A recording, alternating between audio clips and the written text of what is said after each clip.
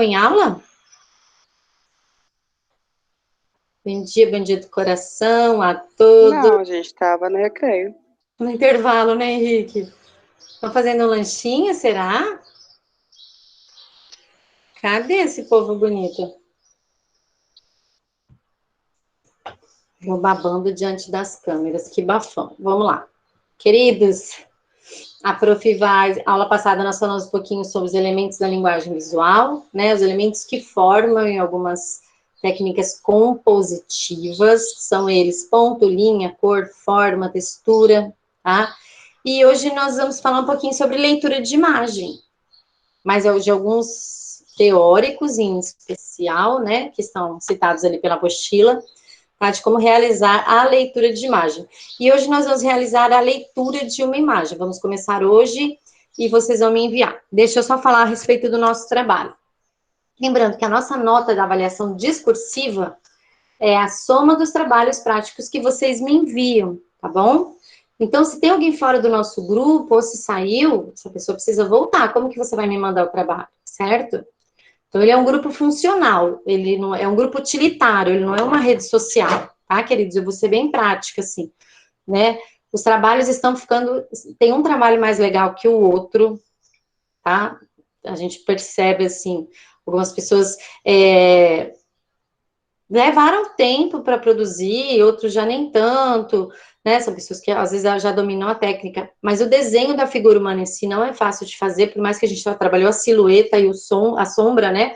O claro escuro, mas tem ficado muito legal, tá? Parabéns para vocês que têm feito esse trabalho, me enviar hoje até meia-noite.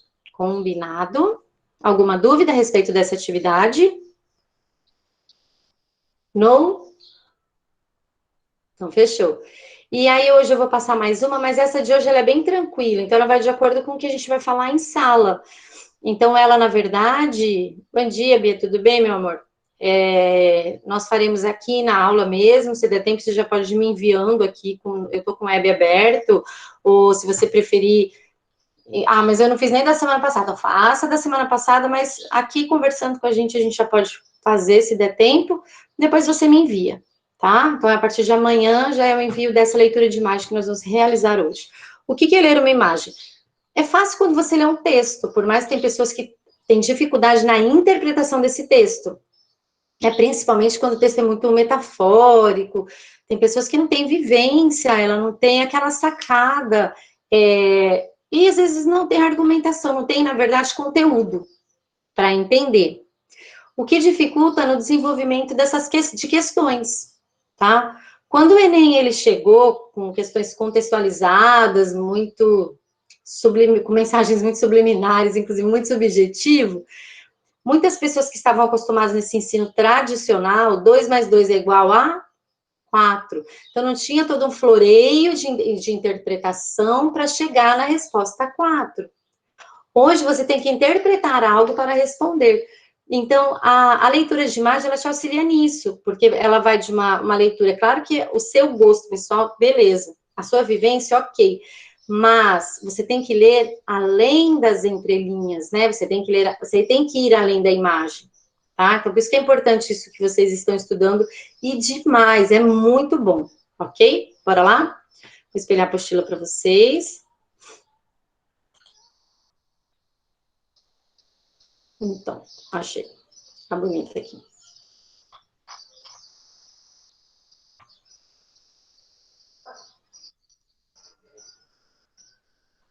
Só um pouquinho, tá? Então, é Hospedar a Arte, módulo 27. Ler é produzir sentido, tá? Impossível alguém produzir algo sem sentido, algo aleatório, algo... Gente, até uma folha em branco, você consegue tirar algum sentido dela. Vocês já pararam para pensar sobre isso? Uma leitura de uma folha em branco? O que ela pode transmitir para você? Vamos agora pensar um pouquinho. Sei lá, cara, é uma folha em branco. Tá, mas tenta ir além da folha em branco, Henrique. Eu fiz com vocês uma brincadeira do pontinho preto no quadro? Acho que fez. Eu acho que eu fiz, eu sempre faço, eu adoro fazer. Sabe por quê? Que aquilo mostra que tem pessoas que realmente ainda, é normal, gente, não criticando e nem julgando ninguém. Tem pessoas que ainda veem o pontinho preto e acabou, beleza. Mas tem pessoas que veem carrapato, veem buraco negro, infinito, azeitona, é, a bola, o buraco da mesa de sinuca, sabe? Coisas assim. Eu já tive respostas inusitadas em relação a esses exercícios. Porque são pessoas que conseguem ir além do pontinho preto na lousa. Tá? Ou melhor, quando eu faço esse exercício, às vezes, quando eu faço esse exercício impresso, é a folha em branco com pontinho preto. A maioria dos alunos responde folha em branca com pontinho preto no centro. Ah, mas o que pode representar esse pontinho preto? Então, a gente tem que tem que deixar de ver apenas o pontinho preto numa folha em branco e ir além. A mesma coisa, a gente tem que deixar apenas de ver a folha em branco. O que essa folha em branco pode estar falando para você nesse momento? Todo mundo imagina agora uma folhinha em branco na sua frente.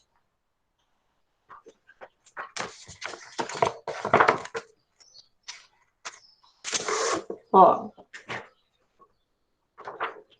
O que essa folha em branco está representando para você? Não pode falar folha em branco, hein? Por favor. Não vou falar nada. Serve? O nada, o vazio, a falta. Nossa, Serve. o Ivan foi muito além. Ah, o Ele que ele falou a falou? complexidade do vazio infinito. Você viu? Ele ainda floreou mais o que eu acabei de falar. Show! O que mais? E o Caio tá aí. Se a senhora quiser perguntar como que foi as aulas. Depois eu falo com ele. Hein, queridos? Eu falei em branco. O que mais? Além dessa complexidade do vazio, do nada.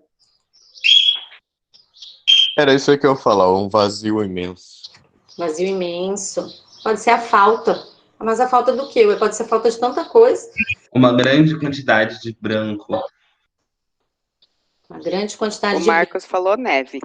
neve. O branco na cromoterapia é uma cor, né? Por mais que o branco, na teoria das cores, na cor luz, ela é a mistura de todas as cores, mas na cor pigmento, na verdade, ela entra como para dar para trabalhar na escala tonal, na escala de tons, tanto ela quanto o preto, tá?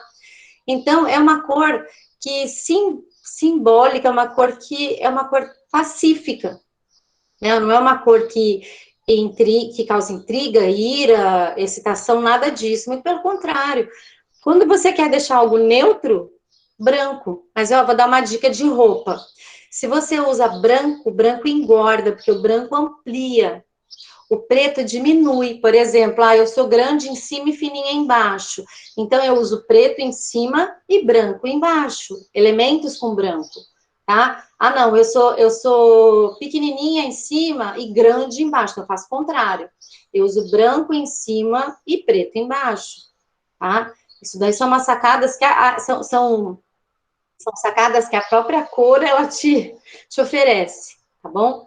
Tá, então, aí quando eu fiz essa associação simbólica à folha em branco, é porque eu quero mostrar para você que toda a produção, tudo, gente, nada é sem sentido, nada. Uma tela em branco, ela tem sentido, um espetáculo teatral, onde a pessoa, ela senta, e eu já assisti isso, ela começa a peça, por exemplo, às 9 da noite, ela acaba a peça às 1 da manhã, onde o ator não levanta a bunda da cadeira, e não fala uma palavra, ela tem sentido. Aí você fala assim, prof, que sentido ela tem? Para e pensa um pouquinho. Quais são os sentidos que a gente pode pensar nisso? A inércia do ser humano, a falta de ação, o que está passando pela cabeça dele, ou melhor, eu tinha total liberdade de levantar também o meu bumbum da cadeira enquanto espectador e ir embora e ficar indignada com aquela situação. Mas não, a gente sempre espera demais do outro, aquele que estava sentado lá, que era o ator. Então, são N leituras que a gente pode fazer, tá? Seja ela a linguagem artística que for. Mas nada se produz sem um sentido, ok? Beleza? Bora lá? Lemos a cor vermelha em uma obra figurativa ou abstrata da mesma maneira que a cor vermelha do semáforo. Por exemplo, a cor vermelha do semáforo, qual que é a significação dela? Parar. Stop. Stop, chamar atenção. Olha o copo vermelho, tá sem querer. Então, mas assim, numa obra figurativa ou abstrata, ela teria essa mesma função, esse mesmo sentido? Você vai parar do quê? De entrar na imagem? Vai saber, né? Só o artista, bora lá. No trânsito, frente às cores do semáforo, a nossa leitura se prende a uma única possibilidade de interpretação. Então, nesse momento, nós lidamos com códigos fechados, que são signos utilitários. Claro, ele não te dá várias interpretações, senão você fica louco, né? Ou louca. Você olha para o semáforo, não, mas vermelho, ele pode ser ira, excitação, é intriga, outras possibilidades ali de leitura. Não, ele é pare e acabou, tá? Porque o homem, lhes atribui um único significado para a organização.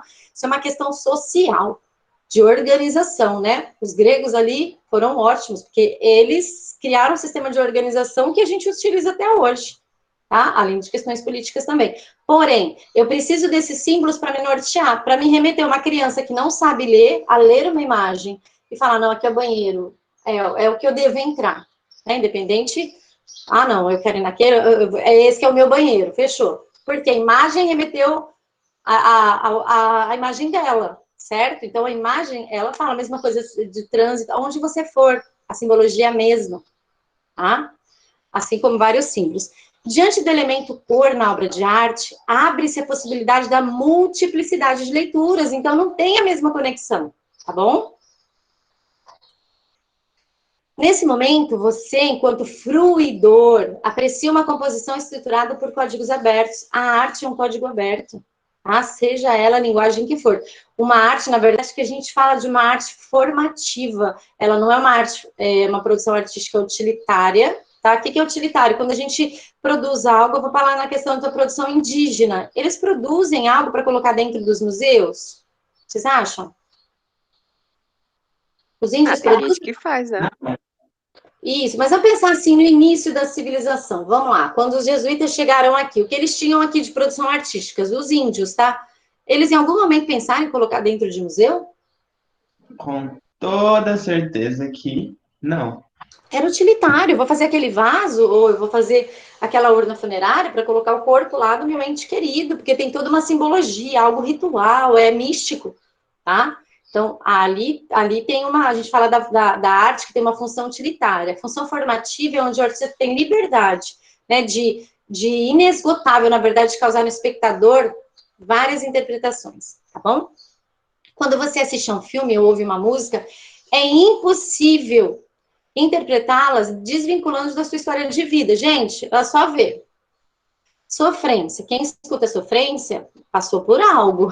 Não é à toa. Se eu tô feliz, eu vou escutar sofrência? Existem pessoas que sim, mas beleza. Eu respeito.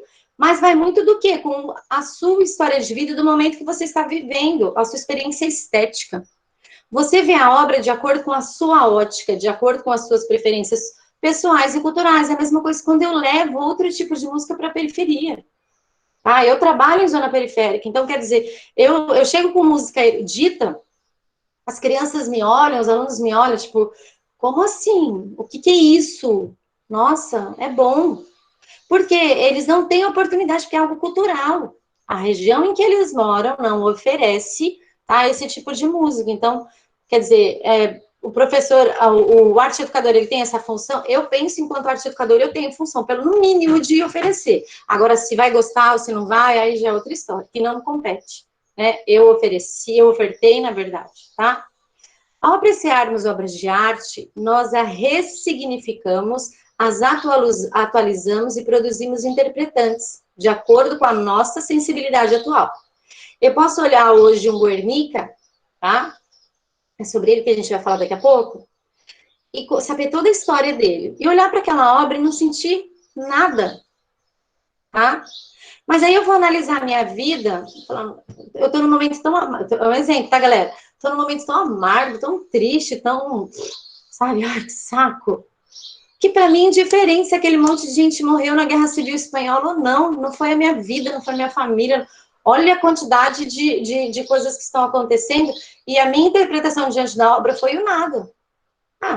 Tem lá umas pessoinhas mortas, umas cabeças penduradas, mas também, se eu estou realmente num momento bom, eu vou me sensibilizar com tudo aquilo. Eu já chorei diante de uma obra de arte, de sentar e chorar, olhar uma obra de Picasso e acabar de chorar. Primeiro, por estar diante, a mesma coisa que você estar diante de um ídolo, tá? Eu estou diante de uma pintura dele. Aquele cara que eu tanto admiro, cara, foi ele que pintou aquilo ali. Então, quer dizer, aí eu conhecendo a história da obra, conhecendo tudo isso, aí foi me remetendo sensações e emoções que eu não pude segurar. mas tem pessoas que passam diante das exposições uma escultura, uma pintura aleatórias, tá? Por isso que eu falo da importância do conhecimento. Eu não tenho como julgar algo sem conhecer. Não adianta eu julgar. Por exemplo, você vir me perguntar, prof, eu vou trocar de celular, esse celular é bom? Eu dar a minha opinião crítica diante do aparelho sem ter o menor conhecimento, tá? Tem pessoas que adoram dar palpite sem saber, é fato, é o que mais tem no mundo. Porém, o conhecimento, ele é muito importante, tá? Mas a obra a gente produz interpretação de acordo com a nossa sensibilidade. Não adianta, eu posso tocar o meu aluno com história maravilhosa, falando do Guernica, sensibilizando, pessoas morreram, Picasso fez isso, Picasso... Ser super dramática aqui na frente. Aí, na hora de fazer a leitura de imagem, escrever 3 palavrinhas, porque eu não vou aceitar, mas pode ser que tenha. A sua interpretação foi essa, eu não vou respeitar. Eu vou tentar te dar mais estímulos para você tentar produzir um pouquinho mais, ok? Queridos, olha lá, aqui tá pedindo assim, ó. Pense nas obras de arte que você já teve contato e destaque 3 delas. Essa daqui, eu vou deixar pra gente fazer num outro momento, ok? Vou anotar só a página dela aqui, não é agora, 197. Fechou? Vamos lá para ler o mundo. Como vimos anteriormente, há diversas maneiras de se relacionar com a obra de arte. Quando estamos diante da obra de arte e acolhemos o que está posto diante de nós, temos a oportunidade de nos comunicar com ela e ressignificar o nosso entorno. Isso nos permite enxergar nosso mundo com outro olhar. Esse olhar artístico sensível está no campo dos sentidos e significações. Deixamos de ter uma relação apenas utilitária para situações, objetos e coisas do cotidiano. Embora a obra de arte seja aberta e permita muitas leituras, em última instância é ela quem dirige a leitura, por seus aspectos técnicos, materiais, temáticas, propostas do artista, entre outros elementos. Como forma de interpretação da arte, temos o método da leitura de imagem. Anteriormente, tivemos contato com o do Feldman. Vocês se lembram? No início da apostila?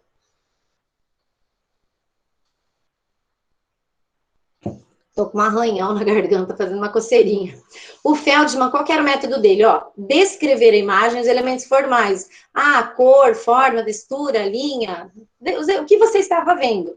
Analisar. Você vai analisar agora os elementos da imagem e vai interpretar. Agora nós vamos conhecer o método proposto pelo Watts, tá? Pelo Robert. Ele desenvolveu um sistema dinâmico, integrado e articulado de 6 momentos ou estágios. Estes devem ser seguidos para possibilitar a estrutura, ficou redundante, mas tudo bem, que possibilita uma experiência completa via apreciação de obras de arte. Olha como que é. Então, primeiro, aquecer. Gente, um exercício físico começa sem aquecimento? Não. Leitura de imagem também não. Segundo o Will. Segundo o Robert, ok? Aquecer ou sensibilizar.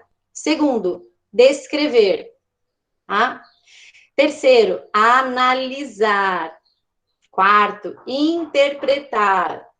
Quinto, fundamentar. E sexto, revelar. Então, quer dizer, do Feldman, eu tinha 3 estágios. Do Robert, né, o William Watts, que eles estão usando já o nome do meio e o último, eu tenho 6 elementos, 6 estágios. Mas vamos lá, para entender o que cada estágio propõe, tá? Aquecer ou sensibilizar. Neste momento, outras obras do mesmo gênero devem ser vistas pelos seus alunos. Por exemplo, aqui Van Gogh. Então, eu mostro, na verdade, você tem que ver todas as obras do Van Gogh. Ah, eu tenho Noite Estrelada, eu tenho Girassol, eu tenho o Quarto do Van Gogh, eu tenho o Autorretrato do Van Gogh, faltando um pedacinho da orelha que ele põe o curativinho, tenho várias obras, tá? Apenas aquecendo, sensibilizando o seu olhar. Depois, nesse estágio, é necessário que haja uma descrição dos elementos formais. A mesma coisa do Feldman, tá?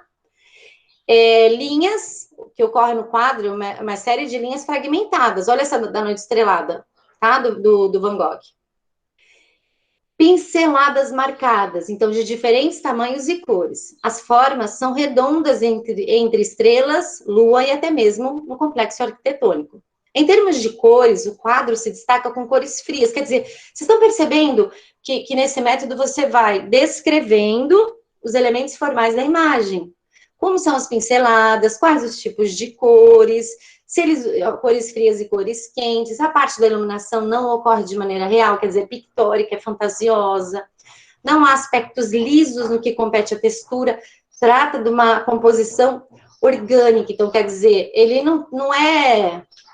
Ele tem textura, ele imita uma textura orgânica, uma textura de árvore, uma textura de planta, tá bom? Ok? Então, isso foi a descrição. Então, eu aqueci com várias obras, aí depois eu descrevi os elementos formais da imagem. Agora eu vou para analisar. Perceber os conceitos formais da obra, a maneira como o artista organizou a obra. É possível dividir, tá? Agora ele está fazendo essa daqui da paisagem da cidade velha, da velha cidade, eu trocando o nome. É possível dividir a obra em 3 faixas horizontais. Na parte inferior dessas faixas encontram o que? Ó, horizontal, tá? Praticamente a regra dos 3/3 na fotografia, não sei se eu já falei para vocês. Mas é dividir, 3 faixas horizontais, ok? Na parte inferior dessas faixas encontram-se algumas casas, árvores e montanhas, tá? Ele está falando ainda Aqui, desculpa, amor, ele está fazendo relação ainda com noite estrelada, tá? Vocês conseguem ver o cursor do meu mouse? Sim? A setinha? Acho que não. A seta do mouse se mexendo, consegue? É que tá bem pequeno. Ah, então tá. Então, ó, pensa dividir essa imagem na horizontal, tá? Ó, 1, 2, 3. Então, aqui ele está falando dessa parte de composição. Aqui embaixo estão as casinhas e as montanhas, ok? Vou voltar lá. Há uma nítida preocupação em buscar um equilíbrio visual, contrabalanceando massa de peso. Com a parte clara, que é a lua, ó, olha lá a lua. É muito mais expansiva. O artista necessita de uma área geográfica muito maior e escura, que é as árvores, para manter equilíbrio entre os elementos lua e árvore. Queridos, essa obra, Van Gogh pintou da janela do quarto que ele estava internado, tá no sanatório. Então, era a visão que ele tinha da janela do quarto dele.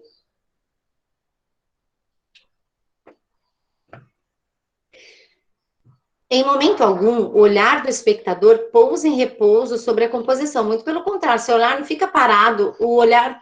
O Van Gogh fez de uma forma que o nosso olhar, na verdade, ele permeia toda a obra.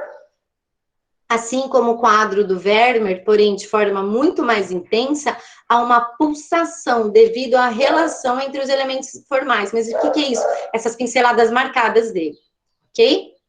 Agora aqui, ó, interpretar.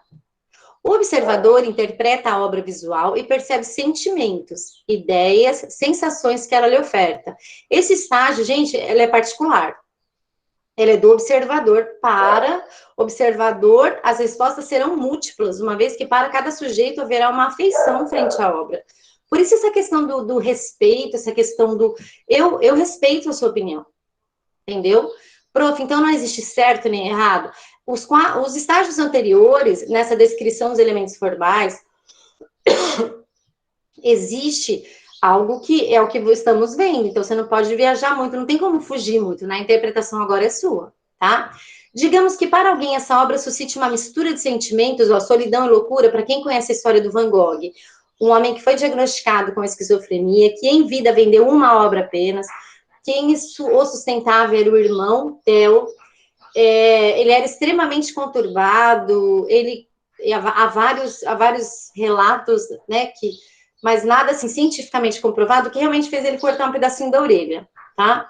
Então, assim, é extremamente conturbada a vida do Van Gogh, tá bom? E isso reflete nas pinturas dele de alguma forma. Tem eu não sei se ainda está no Netflix, com Amor Van Gogh. É uma animação muito legal, muito boa, que foi feita contando a história dele com características das pinturas dele.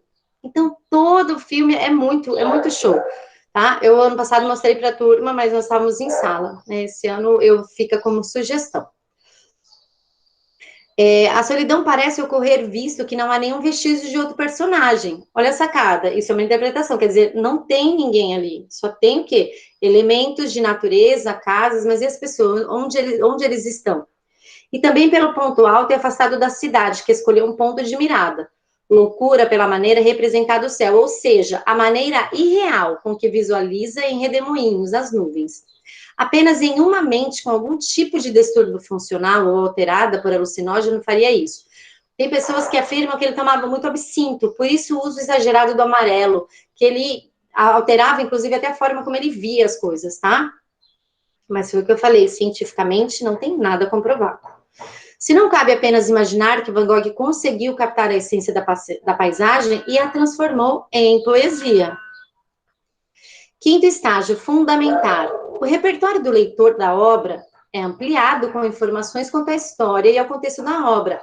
A partir desse momento, o leitor passa a ser influenciado por outras informações, que não apenas a sua mera subjetividade.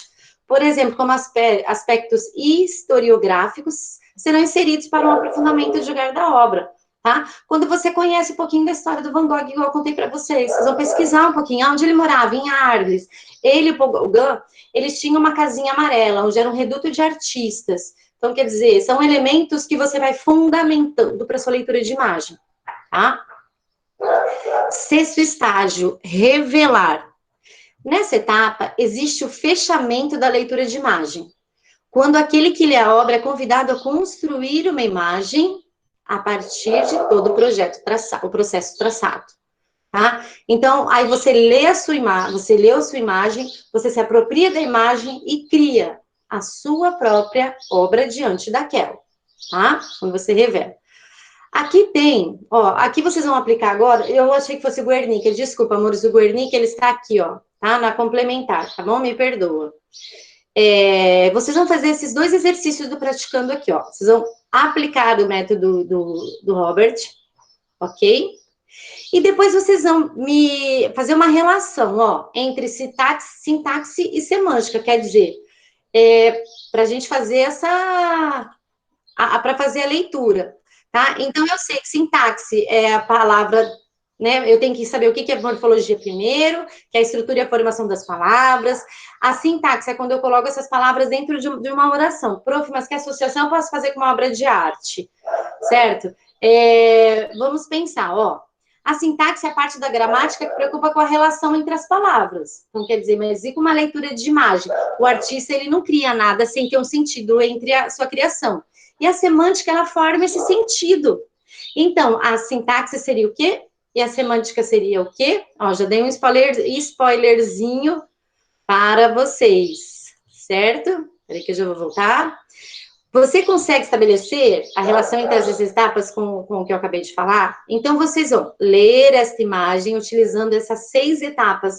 As 5 etapas do Robert e a sexta, que pede o desenho, deixa para eu pensar, porque eu não quero deixar vocês com muito trabalho. Vamos só fazer até a quinta, tá? Para não ter que desenhar, tudo bem? Em função do acúmulo de atividades. Tá? Professora, que página?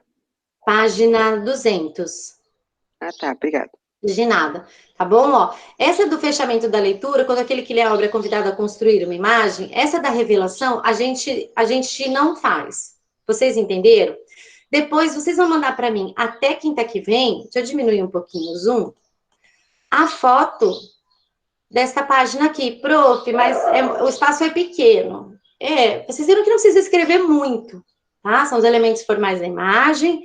Aí eu falei um pouquinho, analisei um pouquinho sobre eles, aí eu fiz o meu julgamento, tá? Então, segue esses passos e vai fazendo sobre essa obra. E aqui na verdade, fazer o quê? Fazer uma relação, tá? Entre sintaxe e semântica, da gramática, e explicar que relação que tem, certo? Vocês entenderam? Prof, pode explicar de novo? Posso. A prof acabou de ler com vocês as 6 etapas de uma leitura de imagem. Confere que é sensibilizar. A primeira e a sexta etapa você deixa de fora, ok? Aí você vai descrever o que você vê na imagem. O que é a descrição? Ó, a descrição são os elementos formais da imagem. Então, você vai olhar essa imagem e vai falar assim, essa imagem é a questão das cores, das linhas, a forma que ela está, o formato dela é diferente, a presença de pessoas, os planos que ela tem. Observe que tem um plano, se a gente dividir, ela tem 3, né? Ela está trabalhando com uma pintura bidimensional, mas ela tem a intenção da tridimensionalidade, tá? Você vai falar sobre os elementos formais da imagem, as cores que foram utilizadas, a forma das pessoas. Se você souber um pouquinho mais sobre essa obra, você pode colocar, ou se não, não. Tá vendo que nem o nome da obra tem, porque a gente quer que vocês olhem essa imagem e descreva o que você está vendo nela, tá? Aí depois, ó, volta lá. Depois que você descreveu, você vai analisar. Tá? Aí você vai dividir a obra, por exemplo, aqui, a do Van Gogh, a maioria das obras, tá? Eles utilizam a regra dos 3/3 que a gente fala, que é dividir a obra em 3, tanto na horizontal quanto na vertical. E trabalhar os elementos compositivos de equilíbrio. Se tem mais objetos para o lado direito, eu vou colocar um pouquinho mais para o lado esquerdo. Vou centralizar, tá? É o que a gente fala da proporção, do equilíbrio, da harmonia, tá bom? Então, aqui no analisar, é possível dividir a obra em 3 faixas. Você vai ver se quem fez essa obra buscou harmonia, equilíbrio visual. Então, você vai analisar os elementos formais, por exemplo, as cores. Ali está transmitindo paz, porque é um céu cheio do quê? Faz referência a algo religioso? Claro, tá? Pela localização que ela está. Aí você vai esmiuçar o que você descreveu, certo? O quarto estágio, que é a interpretação, tá? O que é esse... suscite uma mistura de sentimentos. O que é essa obra? Esta obra aqui, da página 200, né, que sensação que ela te transmite? É paz. Não, é tranquilidade. Não. Não sei, me incomoda esse monte de gente emaranhado, bagunçado. Não sei, a interpretação ela é pessoal, é sua. Tá? Agora, aqui no fundamentar, você conhecer um pouquinho sobre essa obra em si. Falar um pouquinho mais. É uma obra do Renascimento, tá? A prof já adianta, até pelos aspectos formais da imagem, a utilização da terceira dimensão, a forma que as pessoas estão desenhadas, essa busca do racional, né? Você pode ver na afeição das pessoas quase nada de emoção. Aí você vai para essas questões mais... mas o que foi o Renascimento? Foi uma quebra de paradigmas, foi a ciência, foi o novo, foi o antropocentrismo, o homem o centro do universo, e não mais Deus o centro do universo. Não deixou de lado questões religiosas, mas mostrou que a ciência também é resposta para muita coisa, tá? E aí você vai por essa vertente também. Ok? Respondi. E o revelar, que era para desenhar, nós não vamos fazer. Então, o aquecimento e a revelação não vai rolar. Entenderam? Pessoas, entenderam? Sim, professora, obrigado. Nada, Chuchu. Eu vou fazer chamada, tá bom? Vocês podem me avisar quando o aluno estiver no chat, por favor? Sim. Ok, primeiro A.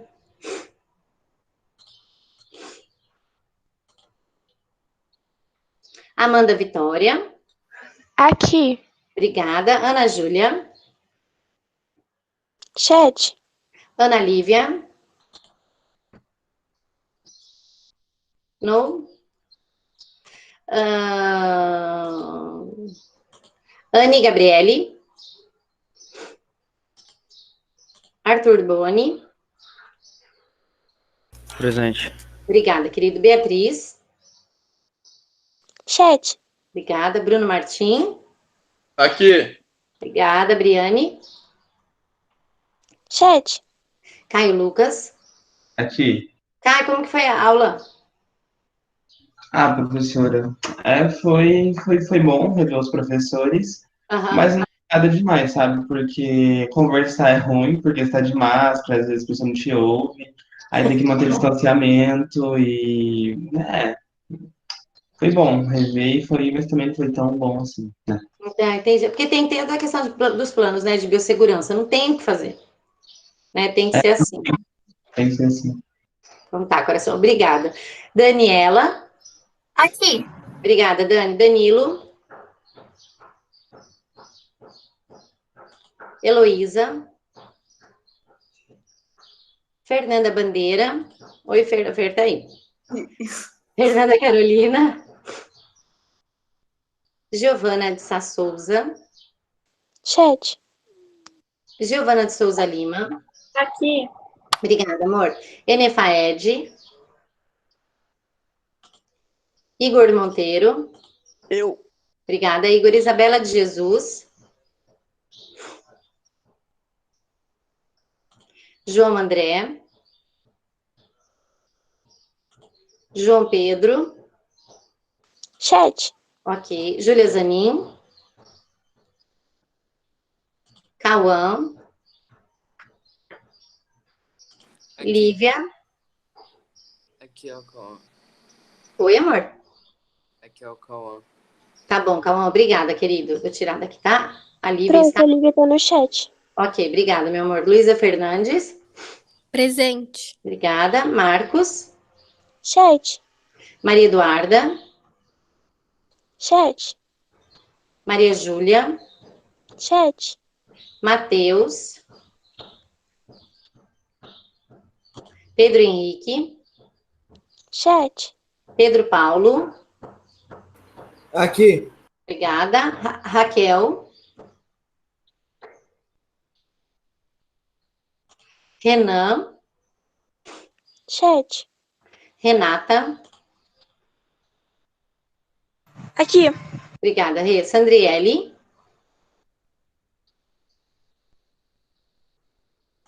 Thales. Eu. Obrigada, Samira. Chat. Caio.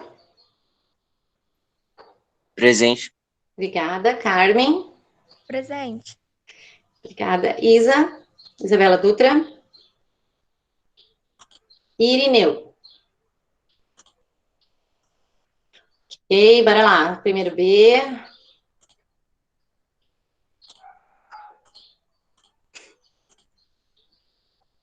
Ana Beatriz Ferreira. Ana Beatriz Torres. Ana Maria. Arissa. Aqui. Obrigada. Beatriz Coderici. Chat. Beatriz Maciel. Bianca Aguilar. Bianca Casimiro. O Cássio tá aí, Manu tá aí. Gabriel Henrique. Gabriela Castro. Giovana Luiza. Aqui. Obrigada, G. Giovana. Aqui. Obrigada. O Henrique tá aí. Henrique Ilkio. Aqui. Obrigada, querido. Yara. Chat. Ok. Ingrid.